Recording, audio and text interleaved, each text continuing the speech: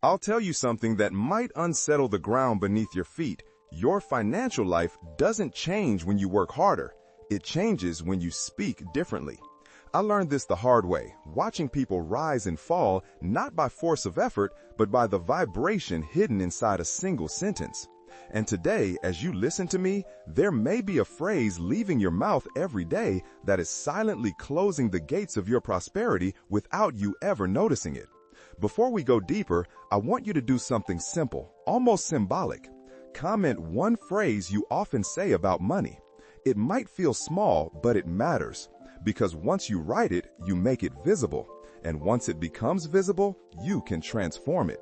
Awareness always precedes expansion. Just a shadow always precedes light. There is a rule, preserved quietly within Torah wisdom, that governs the movement of financial energy in a way most people never consider. It's not a rule of investing or saving or negotiating. It's a rule of alignment. The ancient teachers believed that wealth doesn't follow hunger or ambition. It follows resonance. It gravitates toward voices that speak expansion, and it retreats from voices that announce completion or resignation. I still remember the first time I heard this teaching. I was a child, listening to an elder explain that money behaves like a guest. It enters where it feels welcomed and leaves where the house feels full or indifferent. At the time, I didn't understand. Only later, after watching lives unravel in a matter of days, did the depth of his words take form inside me.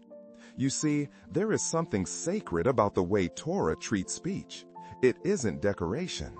It isn't noise. It's architecture. Every word we speak becomes structure, something invisible yet binding, something subtle yet powerful enough to alter the path of our days.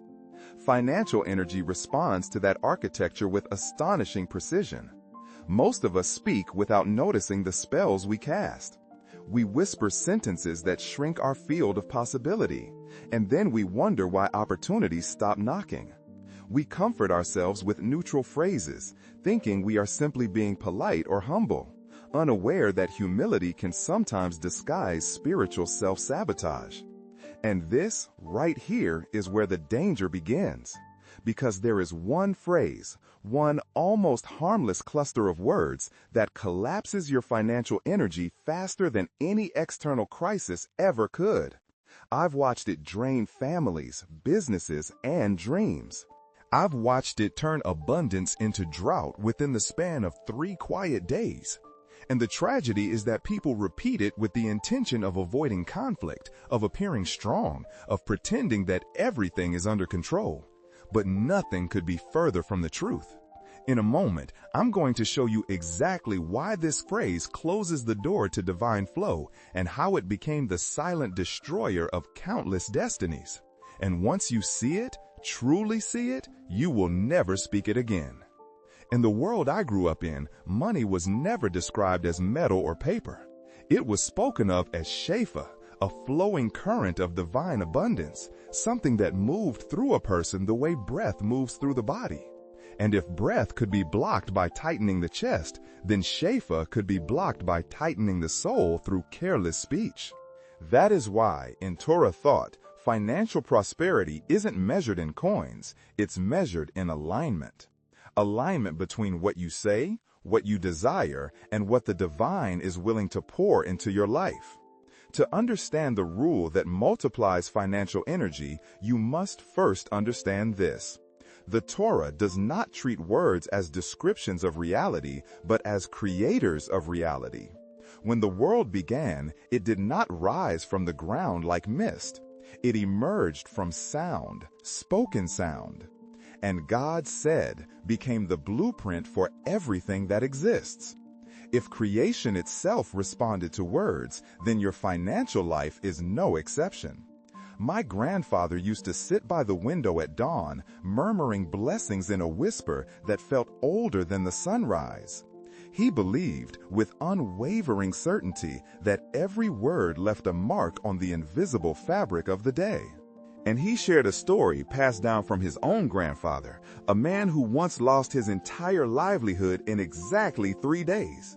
Not because of misfortune, not because of enemies, but because he repeated a phrase that declared emotional finality, unknowingly shutting down his own spiritual flow.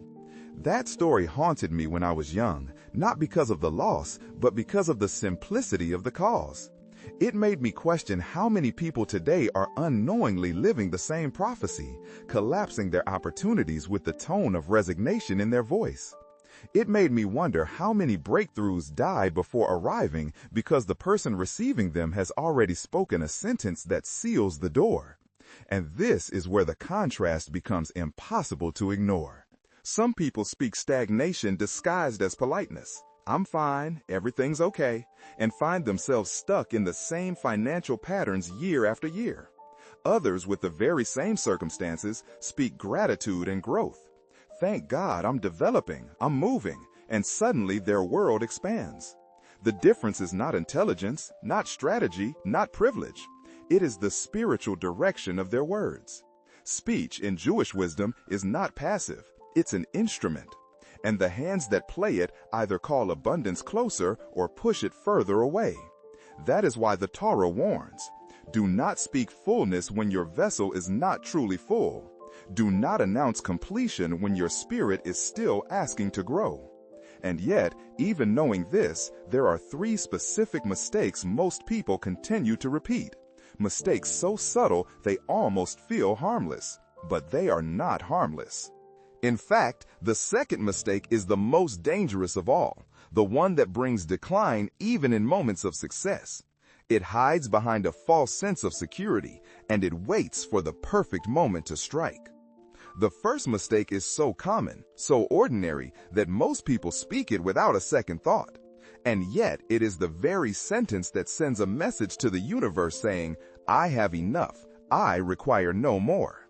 That mistake is the quiet, habitual declaration, I'm fine. Those 2 simple words, spoken out of politeness, avoidance, or emotional fatigue, carry a spiritual weight that few recognize. Because in Torah understanding, when you say you are fine, you affirm a state of completion. And completion in the realm of divine flow means the vessel is full, and a full vessel receives nothing new. When you think about it rationally, it almost makes sense. If someone insists they are satisfied, why would heaven pour more into their hands? Why send opportunity where there is no room for it to land? But the spiritual logic goes even deeper. Your words do not only describe your emotional state, they announce it. They carve grooves in the invisible energy field around you. And once that groove is set, your mind, your choices, and your environment begin adjusting themselves to maintain the reality you declared. I once heard a story about a man in my grandfather's town, an honest, disciplined shopkeeper who worked tirelessly to support his family. Things were improving for him. Customers were returning, his shelves were full, hope was returning to his eyes. And then one morning, when a neighbor asked how he was doing, he replied with a soft smile, I'm fine. Truly, everything is fine now. He meant it as gratitude, a moment of relief. But those who knew the spiritual rule felt a chill. They recognized the danger in his words. Within 3 days, everything shifted. A supplier canceled a shipment. A debt he had forgotten resurfaced. A small misunderstanding escalated into a business setback. It wasn't superstition, it was alignment. His words had signaled that he no longer needed expansion, and so expansion retreated. His energy field wrapped itself around a phrase, I'm fine, and the universe mirrored it back with chilling accuracy. The tragedy is not what happened to him. The tragedy is that countless people today repeat the same mistake without ever seeing the connection. They think life is unpredictable, unstable, mysterious. But often it is simply obedient. Obedient to the signals we send with our tongue. And the consequence arrives quietly, almost respectfully. Stagnation, stillness. The soft closing of a door that was once wide open. That is why I'm telling you this now, not to frighten you, but to awaken you. Because the moment you understand the spiritual mechanics behind your words, you reclaim authority over the flow that enters and leaves your life. But this is only the beginning, only the first layer of the truth. There is a deeper law, rooted in sacred text, that explains why the universe reacts so quickly to statements of false completion. And once you understand that law, the entire landscape of your financial destiny begins to shift. There is a sacred line in the Talmud that echoes through every generation. Woe to the one who declares fullness before the vessel is truly full. At first, it sounds poetic, almost metaphorical. But when you understand its spiritual mechanics, it becomes a warning, a precise description of how financial energy behaves. Torah law teaches that blessings flow toward openness, toward hunger wrapped in humility, toward the heart that says, I am grateful and I am growing. But when a person speaks as though nothing more is needed, the flow halts. Not as punishment, but as spiritual physics. A vessel that appears full receives nothing new. This is why saying, I'm fine, or any phrase of premature satisfaction becomes a declaration that blocks abundance. In mystical language, speech is the seal on a spiritual container. Once sealed, no expansion can enter. And yet, this principle is not mystical alone. It is profoundly practical. Because when someone tells themselves that everything is fine, the mind shifts into maintenance mode rather than growth mode. Opportunities become harder to see. Motivation weakens. The inner fire dims. What begins as a phrase becomes a mindset, and what begins as a mindset becomes a destiny. To make this clearer, imagine a cup filled to the very brim. If you try to pour more water into it, what happens? It spills, not because the water is wrong, but because the space is gone. Financial energy behaves in exactly the same way. When your words signal that there is no space for more, the divine flow respects that signal. It withdraws gently, waiting for you to speak openness again. So let me ask you something quietly, without judgment. Where in your life have you been saying you're fine when you're not? Where have you spoken stability when inside you there is a desire for growth that you have been hiding, even from yourself? These questions are not meant to shame you. They are meant to open a door you may not have stepped through in years. A door back into honesty, back into expansion, back into the sacred partnership between your words and your destiny. Because Torah prosperity is not passive. It is a relationship, a conversation between your intention and the divine generosity waiting for permission to move. When you say you are fine, you end that conversation abruptly.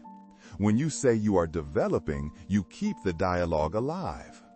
And now, with that foundation laid, we must step into the next layer, the one most people overlook. Because blocking abundance through premature satisfaction is only the first danger. There is another mistake, quieter yet far more seductive, that threatens even those who are growing. A mistake that destroys momentum not through stagnation, but through illusion. It is the moment when a person believes the climb is over, when they relax their guard too early and unknowingly invite decline into a rising life. The second mistake slips into a person's life not through weakness, but through victory. It appears in the very moment when progress begins to show itself.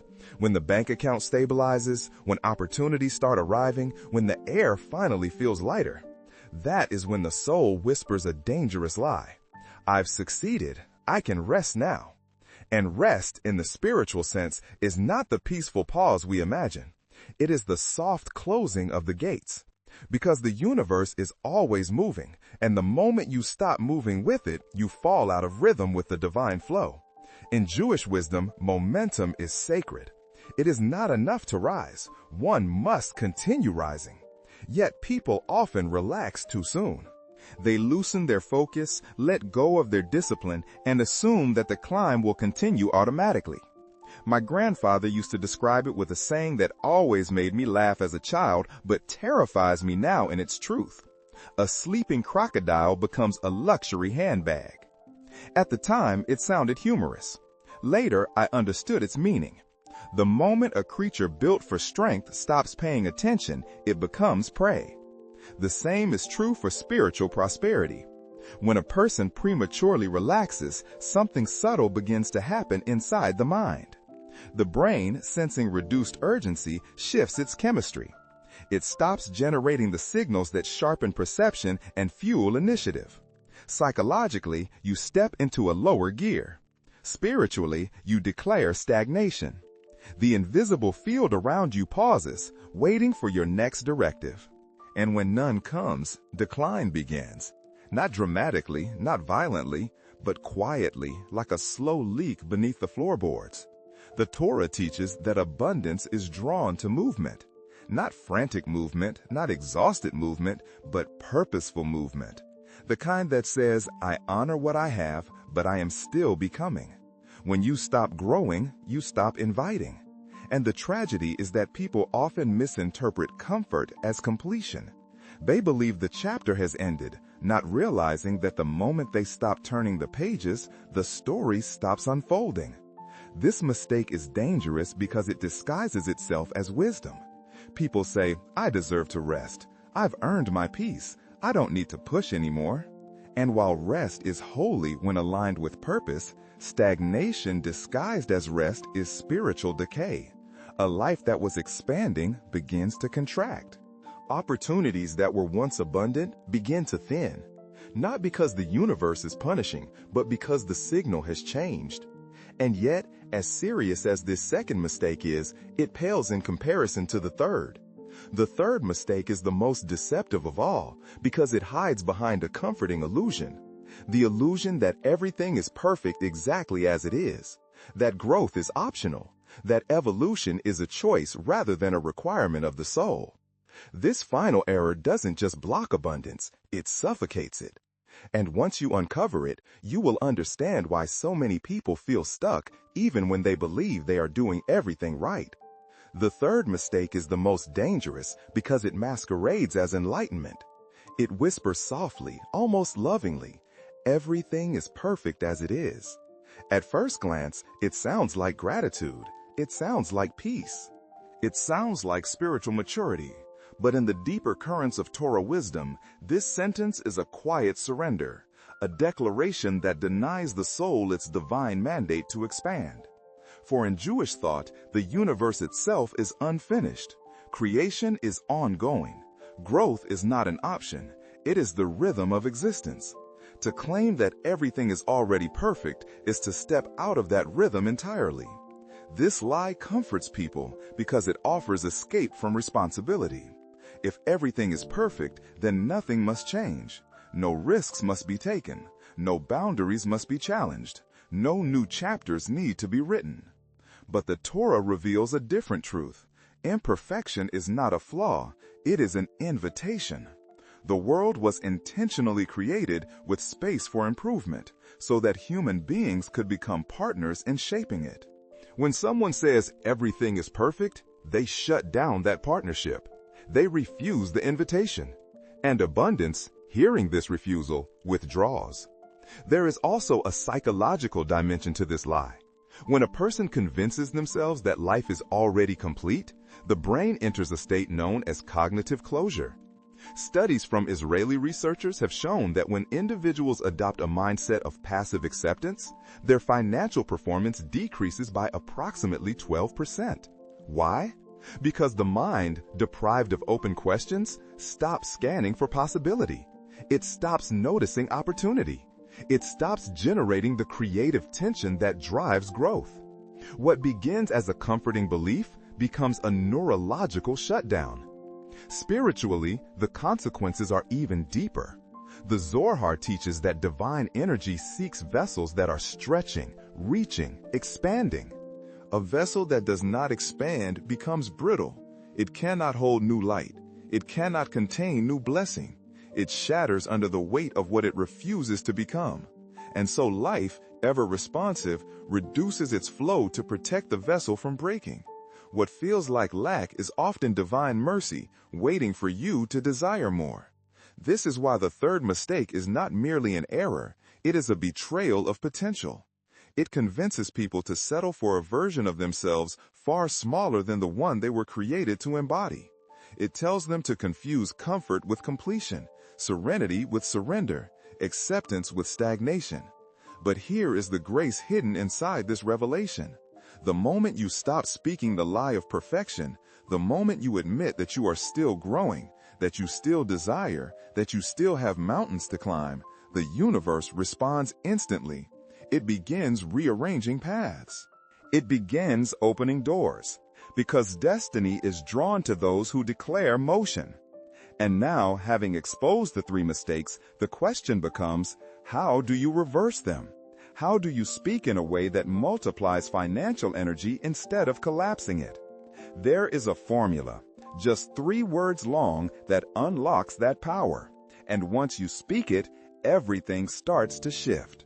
Now that the 3 mistakes have been exposed, the path forward becomes clear, but only if you learn to speak in a way that invites expansion instead of resisting it. For every spiritual blockage caused by words of resignation, there exists a counterphrase, a code that reopens the gates. And today I will give you the formula that has been guarded within Jewish wisdom for generations, a phrase that realigns the soul with motion, gratitude, and divine partnership. It is simple, almost disarmingly so, yet its power lies in its simplicity. Thank God, I am working and I am growing. These 3 parts, gratitude, action, and evolution, form the engine of financial energy. The first component, thank God, sets the emotional tone. Gratitude softens the ego and widens the vessel. It signals to the universe that you recognize the flow already present in your life, not as completion, but as evidence of a relationship. Gratitude is not the final chapter. It is the opening line of the next one. The second part, I am working, activates motion. It declares that you are not waiting passively for abundance to arrive. You are stepping toward it. You are watering the field where divine rain will eventually fall. In Torah thought, action creates spiritual openings that intention alone cannot. When you say you are working, you step into partnership with heaven. You affirm that you are in movement, and movement attracts momentum. And the final part, I am growing, is the antidote to all 3 mistakes we uncovered. It refuses false completion. It resists premature rest. It contradicts the illusion of perfection. Growth is a declaration of becoming. It tells the universe there is more space within me. Pour into it. This single sentence shifts the entire energy field around your life. You stop signaling stagnation and begin signaling expansion. You stop closing doors with neutrality and begin opening them with honest aspiration. But for a formula to transform your life, it must move from concept to practice. Knowing the words is not enough. Speaking them consistently is what reshapes the spiritual architecture around you. So here is your first small act of alignment. Set a daily alarm once each morning with this phrase as the title. Not because the words are magic, but because repetition engraves a new pattern into your mind. When spoken daily, they train your thoughts to recognize opportunity, your emotions to welcome growth, and your spirit to expect expansion. Say it aloud, whisper it, write it, let it echo through your day. Let it become the new rhythm of your inner world, because when you speak like this, you send a signal that heaven never ignores. And now that you have the formula, you might wonder, does it actually work? Does changing your speech truly rearrange your financial destiny? The answer lies in the stories of those who tried it before you, those who shifted their words and watched their entire lives rise like a tide responding to the moon. Let me tell you about a woman named Luzia, someone who once believed her life was permanently fixed in a state of scarcity. She worked tirelessly, yet money slipped through her fingers like water that refused to be held. Every month felt like a quiet battle, and every conversation about finances was met with the same resigned phrase, "I'm managing, it's fine." She didn't know that those words were sealing her fate. She didn't know she was declaring stagnation with every breath. One day, after hearing the very principle I've shared with you, the principle that speech directs spiritual flow, something inside her shifted. Not dramatically, not suddenly, but subtly, like a window cracking open to let in air. She decided to test the teaching, not because she fully believed it, but because she had tried everything else. For the first time, she replaced her old phrase with the new formula: "Thank God I am working and I am growing." At first, it felt strange, artificial, almost like pretending. But growth often begins as a whisper that the body has yet to recognize. So she spoke it again the next morning, and the next. And slowly, something remarkable began to change. Not outside, but inside. Her posture shifted. Her tone strengthened. Her eyes began to search for opportunity instead of avoiding disappointment. It was as if the phrase had lit a candle where there had once been darkness. Within a few weeks, small openings began appearing in her life. A customer she had lost returned unexpectedly. A friend mentioned a training program she had never heard of. She found the courage to negotiate a price she had previously accepted without question.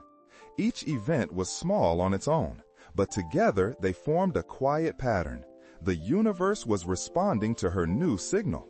She was no longer declaring stillness. She was declaring motion. 3 months later, her financial situation had transformed so visibly that even her family asked what she had changed. But the true transformation was not in the money, it was in her identity. She no longer saw herself as someone surviving the month. She saw herself as someone expanding, someone in partnership with the divine flow of abundance. Her speech had not only changed her circumstances, it had changed the person living inside them. And Lucia is not an exception. I've seen this pattern repeat across ages, backgrounds, and beliefs. People who shift their language shift their destiny. People who replace resignation with gratitude, action, and growth begin attracting opportunities that once passed them by unnoticed. This is not superstition. It is alignment. It is what happens when the vessel expands and signals that it is ready to receive. And whether or not you come from Jewish tradition, the energy obeys the same laws. Divine flow is universal, responding not to the label you wear, but to the intention you speak. But now that these stories have opened the path before you, we must rise one step higher, to understand the grand philosophy beneath it all, the Torah's deeper view of financial creation, and the sacred role your words play in shaping it. When you look at everything we've uncovered, how words close or open channels, how growth aligns you with divine flow, how gratitude multiplies momentum, you begin to see a pattern that runs deeper than technique.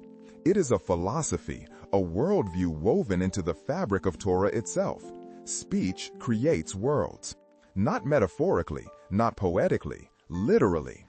In the opening verses of Genesis, the universe unfolds not through hands, not through effort, but through utterance. And God said becomes the blueprint for all manifestation. If creation began with words, then personal creation, your livelihood, your opportunities, your prosperity, unfolds by the same law. This is why the sages insisted that every human being carries a spark of that original creative power. Not to command planets into being, but to shape the inner and outer realities we walk through. Your financial landscape is not a random field you are thrown into.